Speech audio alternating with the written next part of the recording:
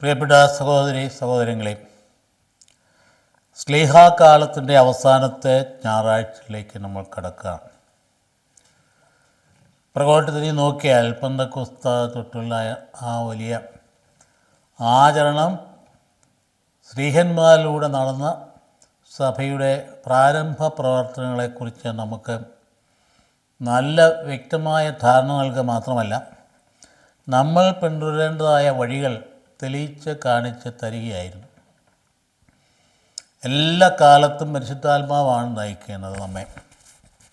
അതുകൊണ്ട് അവസാനത്തെ ഞായറാഴ്ച കടന്നു വരുന്നത്, അതായത് 7ാമത്തെ ഞായറാഴ്ച, പ്രധാനമായും ദൈവാത്മാവിനെക്കുറിച്ച് അത് പറഞ്ഞ് നമ്മളെ പൂർത്തിയാക്കി ബോധ്യപ്പെടുത്തിയതിന് ശേഷം നമ്മൾ അടുത്ത ഞായറാഴ്ച കൈത്താക്കാലത്തേക്ക് കടക്കും. കൈത്ത എന്ന് പറഞ്ഞാൽ വേനൽ എന്നാണ് അർത്ഥം. എന്ന് പറഞ്ഞാൽ ഫലമെടുപ്പ്, വിളവെടുപ്പ്, കുറേ കാര്യങ്ങളാണ്. സഭയുടെ കാലഘട്ടമായിട്ട് അതിനെ കരുതുന്നു. ഇവിടെ കൈത്താക്കാലത്തേക്ക് പ്രവേശിക്കുന്നതിന് ആമുഖമായിട്ടാണ് നമ്മൾ ഇന്നത്തെ വായനകളെല്ലാം കടന്നു വരിക.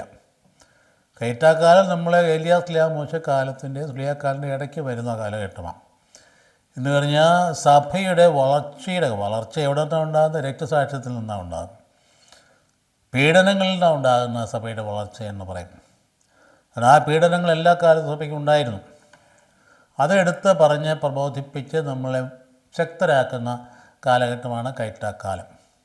നമുക്കതുകൊണ്ട് ഈ സ്ലീഹാക്കാലിൻ്റെ അവസാന ആഴ്ചത്തെ നമുക്ക് തരുന്ന ഞായറാഴ്ചത്തെ 4 പ്രധാനപ്പെട്ട വായനകൾ, ഒന്ന് 70 പേരെ തിരഞ്ഞെടുത്ത് മോശയുടെ ദൗത്യം പങ്കുവെച്ച് കൊടുത്ത് ആ 70 പേരിലും ആത്മാവിൻ്റെ പ്രവർത്തനം ഉണ്ടാകുന്നതായിട്ട് കാണിക്കുന്നതാണ്. മോശയോട് ചേർന്ന് അവരെ പ്രവർത്തന സജ്ജമാകും. ഭാവിയിൽ ഈശോ 70 പേരെ തിരഞ്ഞെടുത്ത് നമുക്കറിയാം, 12 അപ്പോസ്തലന്മാരെ കൂടാതെ. അതുകൂടാതെ ആത്മാവ് നഷ്ടപ്പെട്ടു പോകുന്ന സാവൂൾ രാജാവ്, ആദ്യത്തെ രാജാവ്, അതിന് പകരം ദുരാത്മാവുള്ളിൽ പ്രവേശിച്ച് കഴിഞ്ഞപ്പോൾ അദ്ദേഹത്തിന് അനുസരണക്കേടിൻ്റെ അവിശ്വസ്തതയും ഫലമായിട്ട് തിരസ്കൃതനാകുന്ന ആ കാര്യം സൂചിപ്പിക്കുന്നതാണ്. 2ാമത്തെ വായന സാമുവേലിൻ്റെ പുസ്തകത്തിൻ്റെ 1-ാം അധ്യായം 16-ാം വാക്യത്തിൽ വരുന്നതാണ്. അപ്പോൾ 1 സാമുവേൽ 16-ാം അധ്യായത്തിൽ നിന്ന് വരുന്ന 2ാമത്തെ വായനയായിട്ട് വരും. ഇത് പരസ്പരം കണക്ട് ചെയ്ത് നമ്മൾ മനസ്സിലാക്കും. പിന്നീട് ഗലാത്യ ലേഖനത്തിൽ നമുക്കറിയാം, ആത്മാവിൻ്റെ ഫലങ്ങളും ജഡത്തിൻ്റെ ഫലങ്ങളും ഒക്കെ വിവരിക്കുന്ന മനോഹരമായ ആ ലേഖനം. അതിൻ്റെ ഏറ്റവും പ്രധാനപ്പെട്ട ഭാഗത്ത് 5-ാം അധ്യായത്തിൻ്റെ 16 തൊട്ട് 26 വാക്യങ്ങളാണ് നൽകപ്പെട്ടിരിക്കുന്നത്. ജഡത്തിൻ്റെ ഫലങ്ങൾ, ആത്മാവിൻ്റെ ഫലങ്ങൾ വേർതിരിച്ച് വിവേചിച്ച് നമ്മൾ കാണിച്ചു തരിക. അവസാന സുവിശേഷത്തിലോ ഞാൻ പരിശുദ്ധാത്മാവിനെ അയക്കും, മറ്റൊരു പാറക്ലേത്ത അയക്കും. അടുത്ത് വിളിക്കുന്നവനാണ് പാറക്ലേത്ത എന്ന് പറയും എന്ന് പറയുന്നത്. അപ്പം ഇത്രയുമാണ് നമുക്ക് വാസ്തവത്തിൽ ഈ ഞായറാഴ്ച നമുക്ക് വിചിന്തനത്തിനാണ് നൽകിയിരിക്കുന്നത്. നമ്മുടെ ജീവിതത്തോട് ബന്ധപ്പെടുത്തി വേണം ഇതിനെയൊക്കെ കാണാനായിട്ട്. നമ്മളിങ്ങനെ അപ്പൻഡിക്സായിട്ട് മാറി നിൽക്കുന്ന സമൂഹമല്ല. നമ്മൾ ജീവിക്കുന്ന സാഹചര്യങ്ങൾ ഇഴുകിച്ചേർന്നുകൊണ്ട് അവിടെ രാസത്വരകമായി ഭൂമിയുടെ ഉപ്പായിട്ട് വർത്തിക്കാൻ കർത്താവ് നിശ്ചയിച്ചിരിക്കുന്നതാണ്.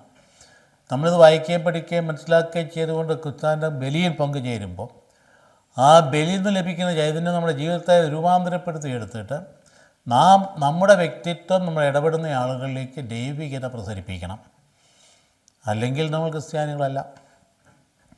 അതാണ് ഏറ്റവും നമ്മുടെ ലക്ഷ്യം വയ്ക്കുന്ന ഒരു കാര്യം.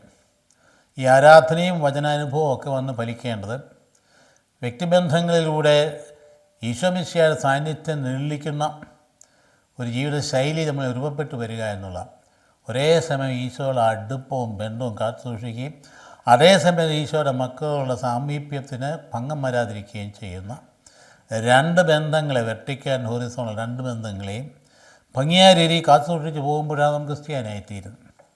ആദ്യ വായിലേക്കൊന്ന് കടന്നാം നോക്കി അവിടെ മനസ്സിൽ കണ്ടേ വസ്തുത എന്താ സംഭവം. മോശം അടുത്തു. ഒട്ടും നന്ദിയില്ലാത്ത ജനമാണ് തിരഞ്ഞെടുക്കപ്പെട്ട ജനമെന്ന് പറയുന്നു. ഒരു നേതാവ് ആകെ ഒന്നേ ഉള്ളൂ. ഭാരം മുഴുവൻ അദ്ദേഹത്തിന് തലയിലായിരിക്കും. എന്തൊരു ടെൻഷനായിരിക്കും. എല്ലായ്പ്പോഴും പരാതിയില്ല. ഒരു നല്ല വർത്തമാനം പറയാൻ ആരുമില്ല, ഒരു നല്ല കാര്യം പറയാൻ ആരുമില്ല, ഒരു പ്രോത്സാഹനം കൊടുക്കാൻ ആരുമില്ല. മോശം നീ ചെന്ന് നന്നായിരിക്കുന്നു കേട്ടോ എന്ന് പറയാൻ ആരുമില്ല. നീ എന്തിനാ ഇങ്ങോട്ട് കൂട്ടിക്കൊണ്ടുവന്ന് ഞങ്ങളെ? അവിടെ തന്നെ ചൗക്കുഴിയില്ലാഞ്ഞിട്ടാണ് ഈജിപ്തിലും. ഇത്തരത്തിലുള്ള വർത്തമാനം അല്ലെങ്കിൽ ഞങ്ങൾക്ക് അവിടെ ഇറച്ചിച്ചട്ടിയുടെ മണം മതിയായിരുന്നു ഭക്ഷണം അകത്തോട്ട് പോയി. ഇതിപ്പോൾ എന്നതാ എത്ര കാലം കെട്ട മന്നാതെ നടക്കാൻ തുടങ്ങിയിട്ട്. അങ്ങനെ ഈ ജനത്തിൻ്റെ ഭയങ്കരമായ പെറുപെറുപ്പ് ഇരുന്ന് കണ്ടു കഴിഞ്ഞു. ഒരു മനുഷ്യൻ എങ്ങനെ സഹിക്കണം, ഒന്ന് ഷെയർ ചെയ്യാൻ ആരാ ഉള്ളത്? അഹ്റോനാണെങ്കിൽ വേറൊരു ടൈപ്പാണ്. കാര്യം പുരോഹിതനായിട്ട് വാഴിച്ചിട്ടൊക്കെ ഉണ്ടെങ്കിലും അത്രയ്ക്കൊന്നും ഒരു സഹായമായിരുന്നില്ല. പിന്നെയുള്ള മിറിയമല്ലേ, മിറിയം ഇങ്ങനെ തിപ്പോറായുള്ള അസൂയം കൊണ്ട് നടക്കുന്ന പെണ്ണ്. കാര്യം അങ്ങനെ താല്പര്യമൊക്കെ ഉണ്ടെങ്കിലും ഇപ്പോൾ വ്യക്തിഗതമായിട്ട് പറഞ്ഞാൽ ഏറ്റവും കൂടുതൽ ടെൻഷൻ അനുഭവിച്ച ഒരു നേതാവാണ് മോശ. ഈശോ കഴിഞ്ഞാൽ രക്ഷാചരിത്രത്തിലെ ഏറ്റവും വലിയ ഹീറോയാണെന്ന് വേണമെങ്കിലും പറയാം. അദ്ദേഹത്തിന് മുമ്പോട്ട് കൊണ്ടുപോകാൻ എന്താ ഉള്ളത്? ദൈവനിവേശനം മാത്രമേ ഉള്ളൂ. ധൈര്യം കിട്ടാൻ മാറി നിന്ന് ദൈവത്തിൻ്റെ സ്വരം കേൾക്കാനില്ല, വേറൊരു മാർഗ്ഗവുമില്ല. അങ്ങനെ വന്നു കഴിഞ്ഞപ്പോൾ ഇവരിങ്ങനെ പെറുപെറുക്കുന്ന കേട്ടു. കൂടാരത്തിൻ്റെ വെളിയിലിരുന്നുകൊണ്ട് മോശയെ കുറ്റം പറയാം, അദ്ദേഹം കേൾക്കാം, ഒളിഞ്ഞിരുന്ന് കേട്ടതായിരിക്കും. ഇവർ പലപ്പം പറയാം ഈജിപ്തിലത്തെ സുഖമായിരുന്നു, അവിടെ ഉള്ളുള്ളിയും അതിൻ്റെ വെല്ലുള്ളിയും അതൊക്കെ എന്തായിരുന്നു ഏട്ടായി. അപ്പോൾ അതെല്ലാം ഇട്ടേച്ച് നമ്മളെ ഇയാൾ വലിച്ചുകൊണ്ട് വന്ന് മരുഭൂമി കൊണ്ടാക്കി. ഇതെന്തിനാ നമ്മളെല്ലാം അവിടെ ചത്തുപോകാനാണോ? ഇയാളുടെ ഉദ്ദേശം എന്നതാണ് എന്നും പറഞ്ഞുകൊണ്ടിരിക്കുന്നത് കേട്ടിട്ട് മോശയ്ക്ക് ഭയങ്കര വിഷമം തോന്നി. തൻ്റെ ജനം തന്നെ അഗ്നാനം തിരസ്കരിച്ചു എന്ന് കണ്ടുകൊണ്ട് നേരെ കർത്താവിൻ്റെ അടുത്തേക്ക് തിരിഞ്ഞിരിക്കുകയാണ്. എന്നിട്ട് ആ രൂപയിൽ ഈശോ സംസാരിക്കുകയാണ്. ഞാൻ മടുത്തു. ഈ ജനത്തിനെല്ലാം മാംസം കൊണ്ടുപോയി ഞാൻ എവിടെ നിന്ന് കൊണ്ടുവരാനാ? അവർക്ക് മാംസം വേണം. ഈ മരുഭൂമിയിൽ എവിടെ നിന്ന് കിട്ടാനാ? ഇതൊരായ അല്ലെങ്കിൽ തൻ്റെ അമ്മ അല്ലെങ്കിൽ വളർത്തമ്മ മക കൊണ്ടു നടക്കുന്ന പോലെ ഞാനാണ് അവരെ പ്രസവിച്ചത്, നിൻ്റെ ആൾക്കാരല്ലേ. എന്നിട്ട് ഇങ്ങനെയാണ് നീ എന്നോട് ചെയ്യുന്നെങ്കിൽ എന്നെ ദൈവം അങ്ങ് കൊന്നുകളയുക, പറ്റിയില്ല എന്നെ കൊണ്ട്. വിഷമിച്ചിട്ട് പറയുക. അങ്ങനെ വിഷമിച്ച സാഹചര്യത്തിലാണ് കർത്താവ് പറഞ്ഞത്, മോനെ ശാന്തമാകും, നീ ഒരു കാര്യം ചെയ്യും, നീ ഒരു 70 പേരെ അതിൽ തിരഞ്ഞെടുക്കുക. നിങ്ങൾക്ക് വിശ്വാസമുള്ള 70 പേരെ.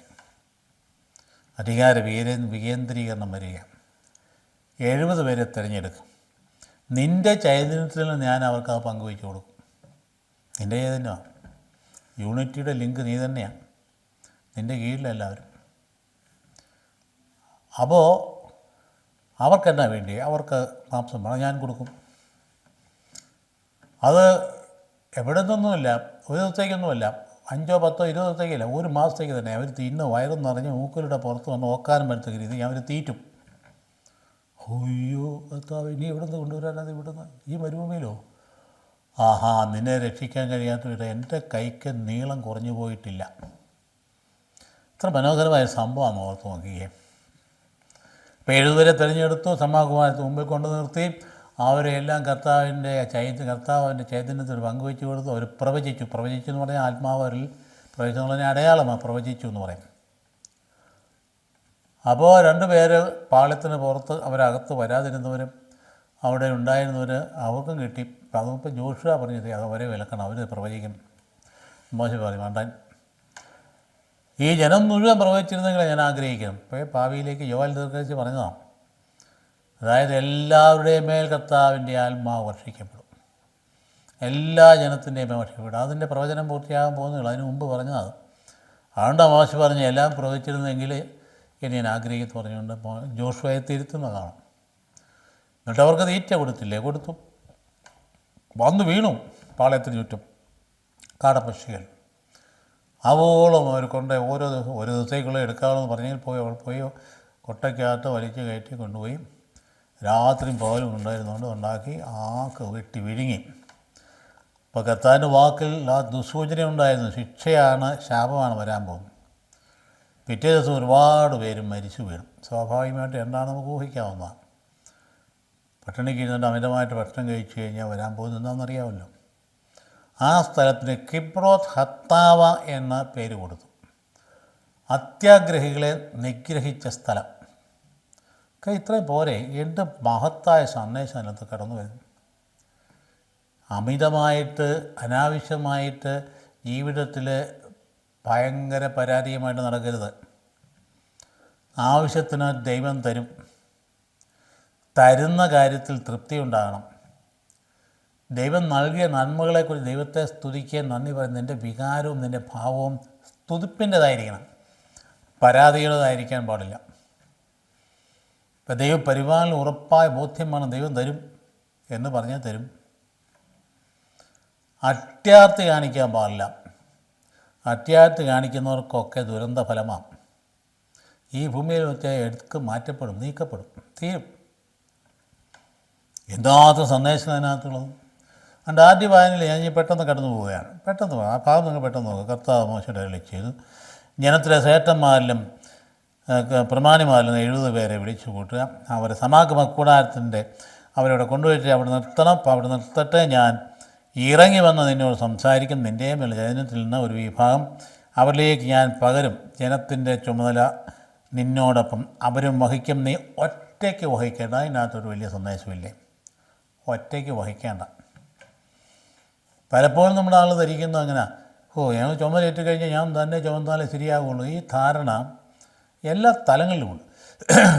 എല്ലാ അടി തൊട്ടെടുത്ത് നോക്കിയോ, കുടുംബത്തിലുണ്ട്. കുടുംബത്തിൻ്റെ പരിവർത്തനയും ഭാരവും മുഴുവൻ എൻ്റെ തലയിലിരിക്കും, ഞാൻ തന്നെ ചുമക്കണമെന്നൊരു കുടുംബനാഥൻ ചിന്തിച്ചാൽ തെറ്റാണത്. അവിടെ ഇയാൾ കടം മേടിക്കുന്നതോ കടം വീട്ടുന്നതോ മറ്റ് ജോലി ചെയ്യുന്നതോ കാര്യം ഒന്നും ഭാര്യ അറിയില്ല. തെറ്റാണത്. ഭാര്യ അറിഞ്ഞ് വേണം ചെയ്യാനായിട്ട്. ചില പെൻഷൻ മരിച്ചു കഴിയുമ്പോൾ അറിയുന്നത് ഇയാൾ വരുത്തി വെച്ച കട എൻ്റെ കയ്യിലാണ്. പിന്നെ ചുമക്കേണ്ടതാരാ? അത് ഭാര്യയില്ലേ? അങ്ങനെ കടം മേടിക്കുമ്പോൾ ഈ ഭാര്യയോട് പറഞ്ഞിട്ട് ആലോചിച്ചിട്ട് വേണ്ടേ ചെയ്യാനായി. അല്ലെങ്കിൽ മറ്റേതെങ്കിലും തരത്തിൽ വ്യാപാരം നടത്തുന്നെങ്കിൽ ആ ഭാര്യയോട് പറയണ്ടേ? അപ്പം പറയും, അയ്യോ അവരോട് പറഞ്ഞു കഴിഞ്ഞാൽ അവർക്ക് വിഷമമുണ്ടാകും. അതുകൊണ്ട് പറയാം, തെറ്റാണത്. വിഷമം ഉണ്ടായിക്കൊള്ളട്ടെ. അറിഞ്ഞ് ചെയ്യേണ്ടതാണ്. ഒറ്റയ്ക്ക് വഹിക്കാൻ പാടില്ല എന്ന പാഠം പഠിക്കണം. ഒറ്റയ്ക്ക് വഹിക്കാൻ പാടില്ല. അതേതാണ്ട് വലിയ കാര്യമാണ്. ഞാൻ തന്നെയാണ് എല്ലാം ചെയ്യുന്നതെന്ന് വരുത്തി വയ്ക്കാൻ വേണ്ടിയിട്ടാണെങ്കിൽ അത് അഹംഭാവമാണ്. അത് തകർന്നു പോകും. മാനസികമായി തകർത്ത് തന്നെ ഹാർട്ട് അറ്റാക്കിലേക്ക് നിങ്ങൾക്ക് പോവുകയും ചെയ്യും. വെറുതെ ആയുസ് തീരുന്നതിന് മുമ്പ് നമ്മുടെ ജീവിതം അസ്തമിക്കാനായിട്ട് ഇടയാവും. അതേ പറഞ്ഞ പ്രധാനപ്പെട്ട കാര്യം, നീ ഒറ്റയ്ക്ക് വഹിക്കേണ്ട. ജനത്തോട് പറയുക, നാളത്തേക്ക് നിങ്ങളെ തന്നെ ശുദ്ധീകരിക്കുക. നിങ്ങൾക്ക് ഭക്ഷിക്കാൻ മാംസം ലഭിക്കും. നിങ്ങൾക്ക് ഭക്ഷിക്കാൻ മാംസം ആര് തരും? ഈജിപ്തിൽ ഞങ്ങൾ സന്തുഷ്ടരായിരുന്നു എന്ന് കർത്താവിനോട് നിങ്ങൾ പറയുന്നില്ല. അതിനാൽ കർത്താവ് നിങ്ങൾക്ക് മാംസം തരും. നിങ്ങൾ ഭക്ഷിക്കുകയും 1, 2, 5, 10, 20 ദിവസത്തേക്കെല്ലാം നിങ്ങൾ അത് തിന്നുക. നിങ്ങൾ മൂക്കിലൂടെ പുറത്തു വന്ന് നോക്കാനും വരുന്നവരെ 1 മാസത്തേക്ക് നിങ്ങളത് ഭക്ഷിക്കും. ഓക്കെ, എടുത്ത് വീണ്ടും വായിച്ച് നോക്കിയോ ഭാഗങ്ങളൊക്കെ. ഞാൻ വായിപ്പിച്ച് മുഷിപ്പിക്കുന്നില്ല. എന്തായാലും പെട്ടെന്ന് പറയാം. മോശ പുറത്തേക്ക് ചേർന്ന കർത്താവിൻ്റെ വാക്കുകൾ ജനത്തെ അറിയിച്ചു. അവരുടെ നേതാക്കളിൽ നിന്ന് 70 പേരെ ഒരുമിച്ച് കൂട്ടി കൂടാരത്തിന് ചുറ്റും നിർത്തി. കർത്താവ് മേഘത്തിൽ ഇറങ്ങിവെന്ന് അവരോട് സംസാരിച്ചു. അവിടുന്ന് മോശയിലുണ്ടായിരുന്ന ചൈതന്യത്തിൽ നിന്നൊരു ഭാഗം എടുത്ത് 70 മേക്കാട്ട് പങ്കുവെച്ചു, പകർന്നു. അപ്പോൾ അവർ പ്രവചിച്ചു. പിന്നീട് അവർ പ്രവചിച്ചിട്ടില്ല. എൽദാദ്, മെദാദ് എന്നീ 2 പേരെ പാളയങ്ങളിൽ തന്നെ കഴിച്ചു കൂട്ടി. അവർക്കും ചൈതന്യം ലഭിച്ചു. അവർ പട്ടികയിൽ ഉൾപ്പെട്ടിരുന്നില്ലെങ്കിലും കൂടാരത്തിൻ്റെ സമീപത്തേക്ക് പോയിരുന്നില്ലെങ്കിലും അവർ പാളയത്തിനുള്ളിൽ വെച്ച് തന്നെ പ്രവചിച്ചു എന്ന് പറയും. സാധാരണ ഭാഗമെന്ന് പറയും. അത് പിന്നെ നമുക്ക് വായിച്ച് നോക്കിയാൽ മനോഹരമായ ധ്യാനത്തിന് ഉപയോഗിക്കുന്ന, പലപ്പോഴും വാർഷിക ധ്യാനത്തിനൊക്കെ ഉപയോഗിക്കുന്ന ഭാഗം തന്നെയാണ്. സന്ദേശം ഞാൻ പറഞ്ഞു കഴിഞ്ഞിരിക്കുന്നു. ഇനി എന്തെല്ലാം കാര്യങ്ങളുണ്ട്. അപ്പോൾ നേതൃത്വത്തെക്കുറിച്ചുള്ള നന്നാന്തര അവധാനമാണ്. ശരിയായ നേതൃത്വം എന്താണ്? അധികാരം പങ്കുവയ്ക്കണം. ഈ ഒരു ഭാഗം തന്നെ 2 പ്രാവശ്യമുണ്ട് വേദപുസ്തകത്തിൽ. ഒന്ന് പുറപ്പാടിൻ്റെ പുസ്തകത്തിൻ്റെ 18 അധ്യായം 13 വാക്യങ്ങൾ ഇത് കാണും. മറ്റൊരു വിധത്തിലാണ് കണ്ടിരിക്കുക. രണ്ട് പാരമ്പര്യത്തിൽ വന്നതായിരിക്കും. അവിടെ ജെത്രോ എന്ന് പറയുന്ന ആൾ മോശയുടെ അമ്മായിയപ്പന് വന്നു കണ്ടപ്പോൾ മോശ ഇങ്ങനെ മരത്തിൻ ചുവട്ടിലിരുന്നുകൊണ്ട് ജനത്തിന് ഇങ്ങനെ പ്രസംഗം തീർത്ത് രാവിലെ എഴുന്നേറ്റ് പോകാൻ ഭക്ഷണം കഴിക്കാൻ നേരമില്ല. ഇരുന്നപ്പോൾ എന്ത് ചെയ്യുക? ഞാൻ ഈ പ്രസംഗം പരിഹരിക്കാം. വേണ്ട, നീ ഒരു കാര്യം ചെയ്യും. നീ എന്നിട്ട് 70 പേരെ തിരഞ്ഞെടുക്കുക. എന്നിട്ട് നിൻ്റെ ഈ ഉത്തരവാദിത്വം അങ്ങോട്ട് പങ്കുവയ്ക്കും. എന്നിട്ട് നീ ചെയ്യേണ്ടത് മാത്രം ചെയ്താൽ മതി എന്നൊക്കെ പറഞ്ഞ് വിവരിക്കുന്ന ഒരു ഭാഗം വേറെയുണ്ട്. അത് ഇതും തന്നെ 2 പ്രത്യേക പാരമ്പര്യം വന്നതാന്ന് ധരിപ്പിച്ചാൽ മാത്രം മതി. അപ്പോൾ ഏതായാലും ശരി, ഇവരുടെ അഹങ്കാരത്തിനും അത്യാർത്ഥിക്കും അതൊരു ശാപമായിട്ട് പരിഗം തന്നെയിൽ അവർ തിരസ്കരിക്കപ്പെടുകയും ചെയ്യുന്നു എന്നുള്ളതാണ്. തിരസ്കരിക്കപ്പെടുക ദൈവസന്നിധിയും. അതുകൊണ്ട് ഒരു കാര്യവും തനിക്ക് വഹിക്കാനായിട്ട് ഇറങ്ങിത്തിരിക്കേണ്ട. പ്രത്യേകിച്ച് കുടുംബത്തിൽ മാത്രമല്ല, സമൂഹത്തിലും പ്രേക്ഷിത പ്രവർത്തനത്തിലും അജപാലന രംഗത്തുമൊക്കെ ഇത് ബാധകമായ കാര്യമാണ്. ചില ഇടതുകളിലൊരു വികാരിക്കുള്ള ഉത്തരവാദിത്വം എന്ന് പറയുന്നത് അഡയെപ്പോലെ തന്നെ അദ്ദേഹം പട്ടം കിട്ടിയിട്ട് 10-15 വർഷം കഴിഞ്ഞ് പട്ടം കിട്ടിയ കൊച്ചന്മാരാണെങ്കിലും പങ്കുവെച്ച് കൊടുക്കില്ല. അതാണ്, ഞാനാണ് അധികാരി, അതുകൊണ്ട് പുറകെ നടന്നാൽ മതി, പറയുന്നത് ചെയ്താൽ മതി, കുർബാന ചൊല്ലിയാൽ മതി, മറ്റൊന്നും ചെയ്യേണ്ട എന്ന രീതിയിൽ കൊണ്ടുപോകുന്നത് ശരിയല്ല. അജപാലനത്തിൻ്റെ എല്ലാ രംഗങ്ങളും ആ കൊച്ചന്മാരോട് പങ്കുവയ്ക്ക് പോകുന്ന വികാരി മാനസികമായിട്ടും ഹൃദയം കൊണ്ടും സന്തുഷ്ടനും ശക്തനുമായിരിക്കും. ഇതൊരു പാഠം പഠിക്കേണ്ട ഒരു പാഠമാണ്. നമ്മുടെ അധികാരം കുറയുന്നതല്ല, അധികാരം വളരുക. നമ്മുടെ വലിയ ഭയങ്കരമായ നമ്മൾ ധരിച്ചു വെച്ചിരിക്കുന്ന ഞാനങ്ങോട്ട് താഴ്ന്നു പോകുന്ന വിചാരിക്കുന്നത്, അതിനെ തിരിച്ചാൽ നാം ഉയർന്നു വരിക. പങ്കുവെച്ചെങ്കിൽ മാത്രമേ മഹത്വം ഉണ്ടാവുകയുള്ളൂ. അപ്പോൾ അതുകൊണ്ട് അധികാര വികേന്ദ്രീകരണം, ആത്മാവെന്ന് പറയുന്നത് പ്രവചിച്ചെന്ന് പറയുന്നത് ആത്മാവിൻ്റെ പറയുന്നുള്ള അടയാളമായിട്ട് കണക്കാക്കിയാൽ മതി. എന്തായാലും ശരി, അവിടെ ജോഷുവയെ ശാസിക്കുകയും തിരുത്തുകയൊക്കെ ചെയ്തു. അപ്പോൾ എന്താ പലപ്പോഴും ധരിക്കുക, അതിൻ്റെ കാരണം എന്നാ? തന്നിലൂടെ മാത്രമേ നന്മ സംഭവിക്കാവൂ ചിന്തിക്കുന്ന ആളുകളുണ്ട്. തന്നിലൂടെ മാത്രമേ നന്മ സംഭവിക്കാവുള്ളൂ, മറ്റുള്ളവരെ സംഭവിക്കാൻ പാടില്ല. സംഭവിച്ചാൽ അംഗീകരിക്കുകയില്ല. അംഗീകരിച്ച വിഷമം. രാഷ്ട്രീയ രംഗത്ത് കാണുന്ന മറ്റൊരു കാര്യം ഇതാണല്ലോ. നന്മ മറ്റുള്ളവർ ചെയ്തിട്ടാണെങ്കിൽ അത് തൻ്റെ സ്വന്തം ക്രെഡിറ്റിലാക്കുന്ന രീതികൾ ആൾക്കാരിലുണ്ട്. മറ്റുള്ളവർ ചെയ്തതിന് ക്രെഡിറ്റ് എടുക്കാൻ വേണ്ടി അത് ക്രെഡിറ്റ് നോക്കി പോകുന്ന രീതി ഒട്ടും തന്നെ കൊള്ളതല്ല. സത്യവും നീതിയുമാണ് പ്രധാനപ്പെട്ട കാര്യം. അപ്പോൾ അതുകൊണ്ട് മോശയുടെ മറുപടി ഒരു പ്രവചനം കൂടിയാണ്.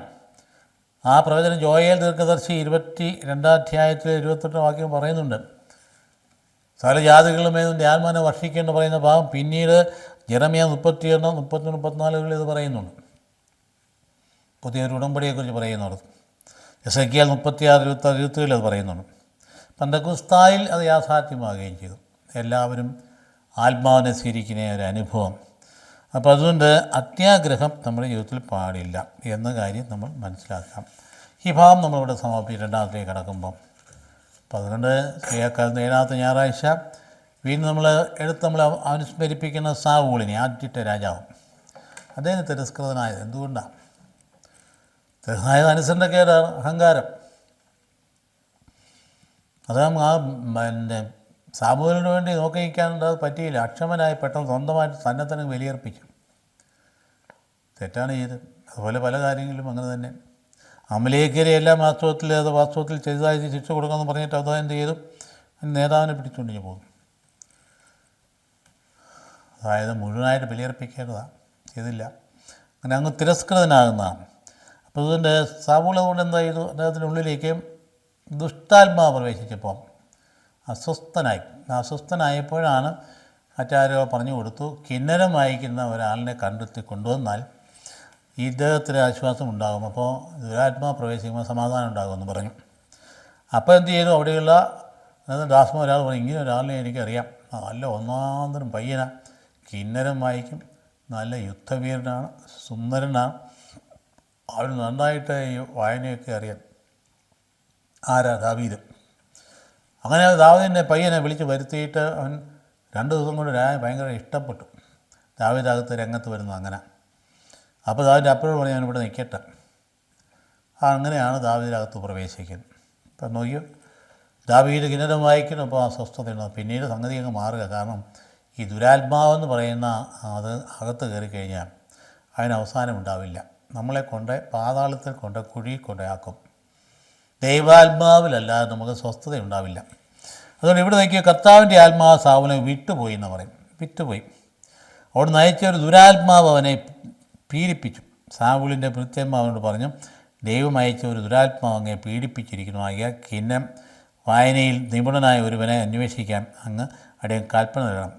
ദൈവം അയച്ച ദുരാത്മാവൊന്നുമല്ല, അതൊരു ശൈലിയാണ്. അത് ഇവൻ്റെ അവസ്ഥയ്ക്ക് വന്നിരിക്കുന്ന ഒരു ഭാവം, അതിൻ്റെ മനോഭാവം സ്വാഭാവികമായിട്ടും അവൻ്റെ പ്രകൃതത്തിൽ നിന്ന് വരുന്നത് തന്നെയാണ്. ദുരാത്മാവ് അങ്ങയിൽ ആവശ്യിക്കുമ്പോൾ അവൻ കിന്നരം വായിച്ച് അങ്ങേക്ക് ആശ്വാസം നൽകും. കിന്നര വായനയിൽ നിപുണനായ ഒരുവനെ തേടിപ്പിടിക്കാൻ സാവൂൾ കൽപ്പന പുറപ്പെടുവിച്ചു. ബേദലേംകാരനായ ജെസ്സയുടെ ഒരു മകനെ ഞാൻ കണ്ടിട്ടുണ്ട് എന്ന് വൃത്തിന്മാരൊരുവൻ പറഞ്ഞു. അവൻ കിന്നര വായനയിൽ നിപുണനും പരാക്രമിയും യോദ്ധാവുമാണ്. അതുപോലെ തന്നെ വാക്ചാതുര്യമുള്ളവനും കോമളനുമാണ്. അപ്പോൾ എന്നാ ചെയ്യുന്നു?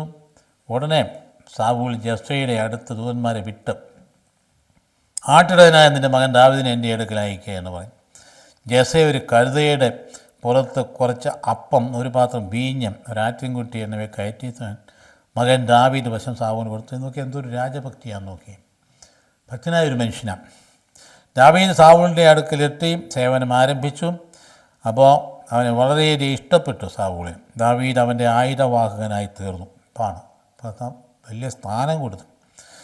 സാവൂൾ ജെസ്സയുടെ പ്രക്കൽ ആളയച്ചു. ദാവീദിനെ എനിക്ക് ഇഷ്ടപ്പെട്ടു, അവൻ ഇവിടെ നിൽക്കട്ടെ എന്ന് അറിയിച്ചു.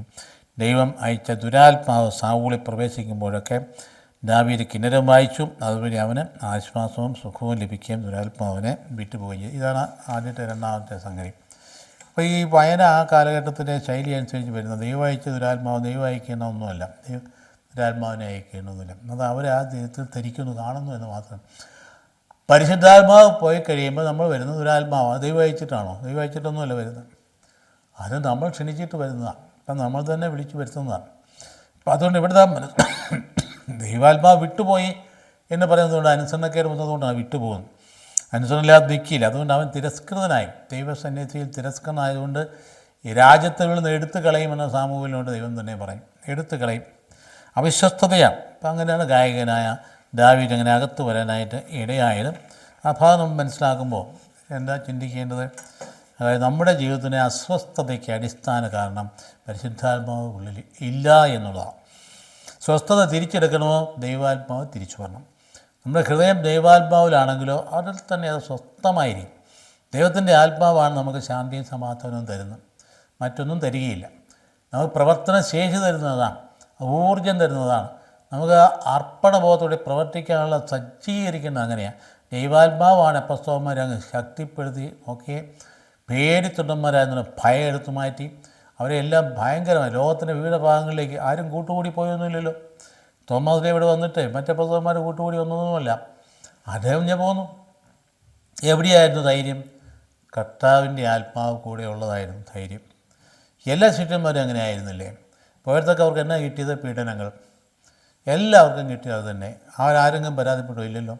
അപ്പോൾ അതുകൊണ്ട് അത് മുഴുവൻ സഹിച്ചില്ലേ അവസാനമായി? യോഹന്നാൻ ശ്ലീഹ എന്തുമാത്രം സഹിച്ചു. അവസാനം കൊണ്ട് പാൽമോസ് ദ്വീപിൽ ഉപേക്ഷിച്ചു. അവിടെയും കിടന്നും ആരുമില്ലാതെ ഒറ്റയ്ക്ക് ഏകാന്തത്തിൽ വന്യമൃഗങ്ങൾ നടുക്ക് എന്താ ഏത് അണലിയെ വന്ന് കടിക്കുന്ന, ഏത് പാമ്പാ വന്ന് നമ്മളെ കൊത്തുന്നു, ഏത് സിംഹ വിഴുങ്ങാൻ പോകുന്ന ഭയപ്പെടേണ്ട അവസരത്തിലാണ് രാത്രിയിൽ ദൈവിക വെളിപാടിൻ്റെ പുസ്തകം മുഴുവൻ വരുന്നത്. അങ്ങനെയാണ്. അപ്പം ദൈവം സംരക്ഷണം കണ്ടില്ലേ? അതുകൊണ്ട് ആ കർത്താൻ ദൈവാത്മാവ് ഉള്ളിലുണ്ടെങ്കിലേ ഉള്ളൂ നമ്മുടെ ജീവിതത്തിൻ്റെ സമാധാനവും ശാന്തിയും ഉള്ളൂ. ഇതാണ് രണ്ടാമത്തെ സന്ദേശമെങ്കിൽ ഗലാത്യക്കാർ ലേഖനത്തെക്കുറിച്ചാണ് അടുത്ത് വരാൻ പോകുന്നത്. 16-26 നമുക്കെല്ലാം വളരെ പരിചിതമായ സംഗതിയാണ്. എന്താണ് ജഡത്തിൻ്റെ ഫലങ്ങൾ? എന്തൊക്കെയാണ്? വ്യഭിചാരം, അശുദ്ധി, ദുർവൃത്തി, വിഗ്രഹാരാധന. കറുത്ത എണ്ണ ഇട്ട് 10-18 എണ്ണ പുസ്തകം പറയുക. ഇനി എന്തൊക്കെയാണ്? ആഭിചാരം, ശത്രുത, കലഹം, അസൂയ. അതിൻ്റെ കൂടെ എന്തൊക്കെയാണ്? കോപം, മാത്സര്യം, ഭിന്നത, വിഭാഗീയ ചിന്ത. എത്ര കറക്റ്റായിട്ട് എണ്ണി പുസ്തകം പറയുന്നത്. അതിൻ്റെ വാക്ചാതുരി ഭയങ്കരമല്ലേ? വിദ്വേഷം, മദ്യപാനം, മധുരോത്സവം, ഈ ദൃശ്യം മറ്റ് 10-18 എണ്ണത്തോടും. നമുക്കറിയാം ഈ സഭ എവിടെയാണ്? ഏത് സഭയാണ് ഇത്? ഗലാത്യയിലെ സഭ. ഇതെവിടെയാണ്? തുർക്കിയിലാണ്. അതെവിടെയാണ്? ഇന്നത്തെ സ്ഥലം വെച്ച് നമുക്ക് അങ്കാരയാണ്. തുർക്കിയുടെ തലസ്ഥാനമാണ് അന്ന് ഗലാത്യ എന്ന് പറയും. അപ്പസ്തോലിക ലേഖനങ്ങളിൽ മറ്റെല്ലാ ലേഖനങ്ങളും ആരംഭിക്കുന്നത് നന്ദി പറഞ്ഞുകൊണ്ടാണ്, കൃതജ്ഞതയോടെ. ഫിലിപ്പിയ ലേഖനം പറയും, ഞാൻ നിങ്ങളെ എൻ്റെ ഹൃദയത്തിൽ സംരക്ഷിക്കുന്നു പറഞ്ഞുകൊണ്ട് സന്തോഷത്തോടെ ആരംഭിക്കും. ഈ ഒരൊറ്റ ലേഖനം മാത്രമേ കോപത്തോടുകൂടി എഴുതിയിട്ടുള്ളൂ, അരിച്ചപ്പെട്ടില്ല. അപ്പോൾ ആ സഭയെ നമുക്കറിയാമല്ലോ, ഭൂമിയിൽ നിർമ്മാർജ്ജനം ചെയ്യപ്പെട്ട സഭ. അങ്ങനെ സഭ ഇപ്പോൾ ഇല്ല, ഭൂമിയിലില്ല. ഗലാത്യയിൽ വല്ല 5-6 ക്രിസ്ത്യാനികൾ കാണുമായിരിക്കും, പക്ഷേ സഭയായിട്ടുണ്ടോ എന്ന് എനിക്കറിഞ്ഞുകൂടാ. തുർക്കിയിലാണ്. എന്താ സംഭവിച്ചത്? അപ്പോസ്തലൻ എഴുതി എന്താണ്?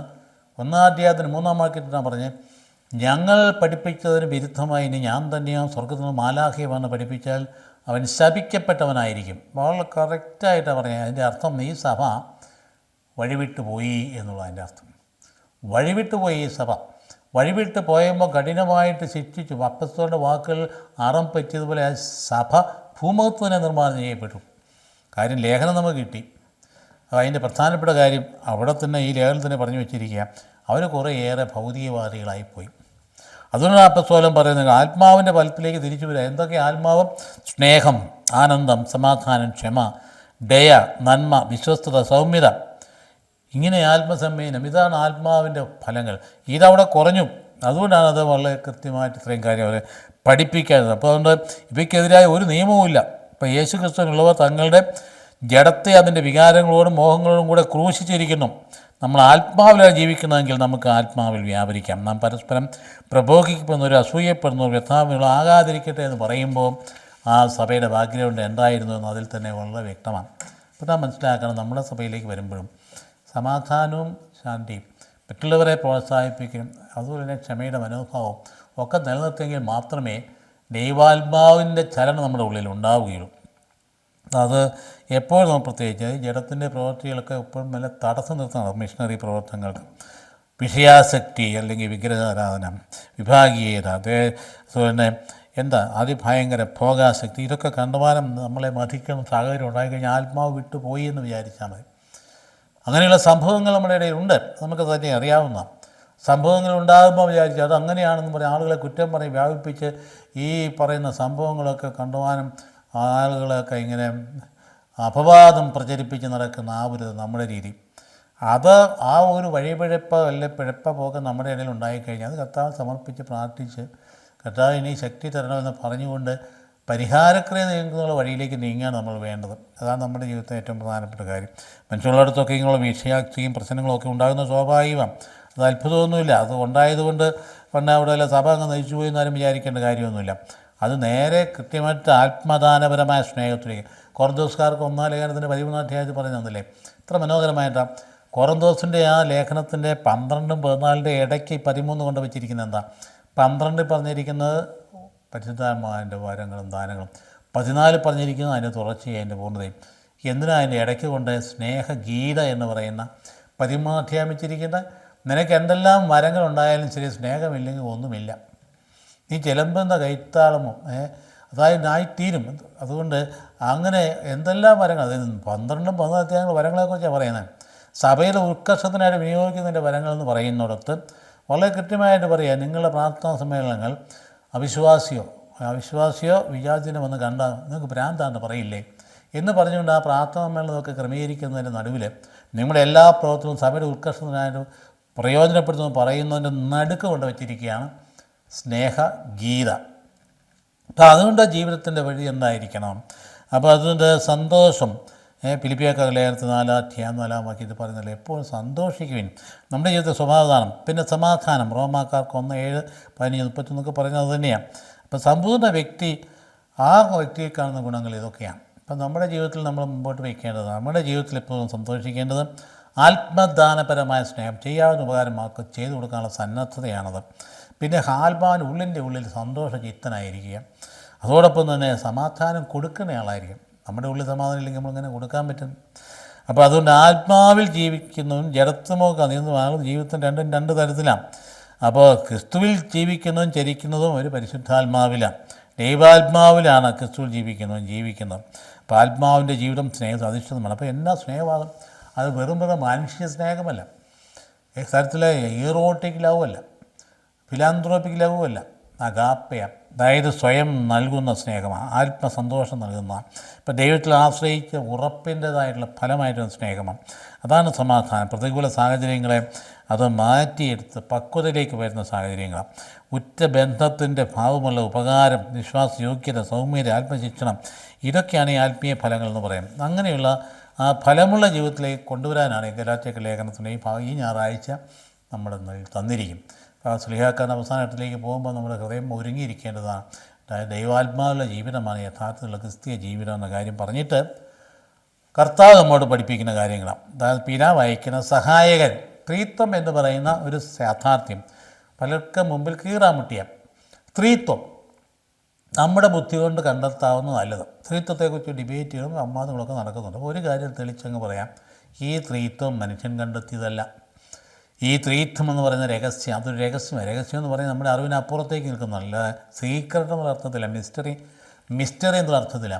അത് രഹസ്യാത്മകതയുള്ള എന്ന് പറയുന്നത് നമ്മൾ എന്തിനു ധ്യാനിച്ചാലും തീർക്കാൻ മനസ്സിലാക്കാൻ പറ്റുന്നതല്ല. അതുകൊണ്ടല്ലേ അഗസ്തീനോസിൻ്റെ എൻ്റെ അനുഭവം പറയുന്നതില്ല. അത് ധ്യാനിച്ച് പോയപ്പോഴാണ് കടൽ വെള്ളം കക്കായി പറ്റിക്കാനിരിക്കുന്ന കൊച്ചിനെ കണ്ടപ്പോൾ ചോദിച്ചപ്പോഴും എന്താ ചെയ്യുന്നത്, ഞാൻ ഈ കടൽ വെള്ളം പറ്റിക്കാനും. അപ്പം മണ്ടൻ അപ്പോഴാണ് വെളിപാട് കിട്ടിയത്, എന്താ സ്ത്രീത്വമാകുന്ന കടൽ എൻ്റെ ബുദ്ധിയാകുന്ന കക്ക കൊണ്ട് ഞാൻ അളക്കാൻ ശ്രമിക്കുകയാണ്. അതുകൊണ്ട് പിന്നെ എവിടെ നിന്ന് നമുക്കത് കിട്ടുന്നത്? ഈശോ വെളിപ്പെടുത്തിയപ്പോഴാണ് നമുക്ക് മനസ്സിലായത്. കർത്താവ് വെളിവായിട്ടങ്ങ് പറഞ്ഞു, ഞാനും എൻ്റെ പിതാവ് ഒന്നാകുന്നു, ഞാൻ പോയി കഴിഞ്ഞാൽ പാറയ്ക്കകത്തെ അയക്കും. അപ്പസ്തോലന്മാർ തൻ്റെ രേഖകളിലേക്ക് വന്നപ്പോൾ നമ്മുടെ കർത്താവ് ഈശോ മിശിഹായുടെ കൃപയും പിതാവായത്തിൻ്റെ സ്നേഹവും പരിശുദ്ധാത്മ സഹവാസം നിങ്ങളുടെ കൂടെ ഉണ്ടായിരിക്കട്ടെന്ന് കൊറിന്തോസുകാരുടെ 2-ാം ലേഖനത്തിൽ 13-ാം വാക്യത്തിൽ പറയുമ്പോൾ അവരാ ത്രിത്വത്തിൽ ജീവിച്ചിരുന്നു എന്നുള്ളതാണ്. കർത്താവിശ്വം ചില കൃപ, പിതാവായത്തിൻ്റെ സ്നേഹം, പരിശുദ്ധാത്മ സഹവാസം, ഈ ആശീർവാദം സഭയുടെ ആശീർവാദം അത് വരുന്ന പക്ഷേ സ്ലീഹായിൽ നിന്നാണ്. 2 കൊറിന്ത്യൻ ചാപ്റ്റർ 13 ഏറ്റവും അവസാനത്തെ വാക്യമാണത്. അപ്പോൾ അതുകൊണ്ട് നമ്മൾ ത്രിത്വത്തെക്കുറിച്ച് നമ്മൾ ചിന്തിക്കുമ്പോൾ ഈശോ പറഞ്ഞതിലാണ് അടിയുറച്ചിരിക്കും. ഈശോയിലും വിശ്വസിക്കുന്നത്. ഈശോ പറയുക, നിങ്ങൾ എന്നെ സ്നേഹിക്കുന്നു, എൻ്റെ കൽപ്പന പാലിക്കും, ഞാൻ പിതാവിനോട് അപേക്ഷിക്കുകയും എന്നേക്കും നിങ്ങളോട് കൂടെ ആയിരിക്കാൻ മറ്റൊരു സഹായിനെ അവിടെ നിങ്ങൾക്ക് തരികയും ചെയ്യും. അപ്പോൾ കണ്ടില്ലേ, 3 പേരായില്ലേ. കർത്താവ് പറഞ്ഞ് പഠിപ്പിച്ചതിനപ്പുറത്ത് പറഞ്ഞു നമ്മളെ പഠിപ്പിക്കണം. ഈ സത്യാത്മാവിനെ സ്വീകരിക്കാൻ ലോകത്തിന് സാധിക്കില്ല. കാരണം ലോകത്തിന് പറ്റില്ല. കാരണം അത് അവനെ കാണുകയോ അറിയുകയോ ചെയ്യുന്നില്ല. എന്നാൽ നിങ്ങളെ അവൻ അറിയും. കാരണം അവൻ നിങ്ങളോടൊത്ത് വസിക്കുന്നു, നിങ്ങളായിരിക്കും. പരിശുദ്ധാത്മ നിങ്ങളുടെ ഉള്ളിലുണ്ട്, നിങ്ങളുടെ ഉള്ളിലാണ്. നിങ്ങൾ ആത്മാവിൻ്റെ ആലയമാണെന്ന് അപ്പോസ്തലൻ പറയാം. നിങ്ങൾ പരിശുദ്ധാത്മാവിൻ്റെ ആലയമാണ്. അത് നശിപ്പിക്കുന്നവനെ ദൈവം നശിപ്പിക്കുമെന്ന് പറഞ്ഞിട്ടുള്ളത് കൊണ്ടാണ്. ഞാൻ നിങ്ങളെ അനാഥരായി വിടുകയില്ല. കർത്താവ് വളരെ കൃത്യമായിട്ട് നമ്മൾ പറയുകയാണ്. അനാഥത്വം നമുക്ക് വേണ്ട. നമുക്ക് ആരുമില്ലേ എന്ന് പറഞ്ഞ് നമ്മൾ നിരോധിക്കേണ്ട വർഗ്ഗമല്ല നമ്മൾ. ഏത് പ്രതിസന്ധി വന്നാലും ശരി, അയ്യോ സഭ എന്നാ ചെയ്യുമെന്ന് വിചാരിച്ച് ഉത്കണ്ഠപ്പെടേണ്ട വർഗ്ഗമല്ല നമ്മൾ. കർത്താവ് പറയുക, അനാഥരായിട്ട് ഞാൻ വിട്ടുകളയില്ല. ഇത് പറയാൻ ഉറപ്പുള്ളവനാണ് പറയുന്നത്. നിങ്ങളെ അനാഥരായി വിടുകയില്ല, ഞാൻ നിങ്ങളെ അടുത്തേക്ക് വരും. ഈശോ വരും. വസ്തുത പത്മക്കുസ്ത എന്ന് പറയുന്ന കർത്താവ് വന്നത് തന്നെയാണ്. കർത്താവ് വീണ്ടും വന്നതാണ് പന്തക്കുസ്ത എന്ന് പറഞ്ഞാൽ അരൂപിയിലാന്ന് മാത്രമേ ഉള്ളൂ. ഞാൻ അടുത്തേക്ക് വരും. അല്പം സമയം കഴിഞ്ഞാൽ പിന്നെ ലോകം എന്നെ കാണില്ല, എന്നാൽ നിങ്ങളെന്നെ കാണും. ഞാൻ ജീവിക്കുന്നു, അതിനെ നിങ്ങളും ജീവിക്കും. ഞാൻ എൻ്റെ പിതാവിലും നിങ്ങൾ എന്നിലും ഞാൻ നിങ്ങളിലുമാണെന്ന് ആ ദിവസം നമ്മൾ അറിയും. ഇതല്ലേ ത്രിത്വം എന്ന് പറയും. ഇതിനപ്പുറത്തോട്ടൊരു വെളിപാടെന്തിനാ? എൻ്റെ കൽപ്പനകൾ സ്വീകരിക്കുകയും പാലിക്കുകയും ചെയ്യുന്നവനാണ് എന്നെ സ്നേഹിക്കുന്നത്. അത്ര മനോഹരമായ തിരുവചന ഭാഗങ്ങൾക്ക് ആർക്കും മനുഷ്യന് വ്യാഖ്യാനിച്ച് തീർക്കാവുന്ന നല്ലത്. അത് ഹൃദയത്തിൽ പതിച്ച് കൊണ്ടു നടക്കാനേ പറ്റുകയുള്ളൂ. ഞാൻ പിതാവിനോട് അപേക്ഷിക്കുകയും എന്നേക്കും നിങ്ങളുടെ കൂടെ ആയിരിക്കാൻ മറ്റൊരു സഹായകനെ അവിടുത്തെ തരികയും ചെയ്യും.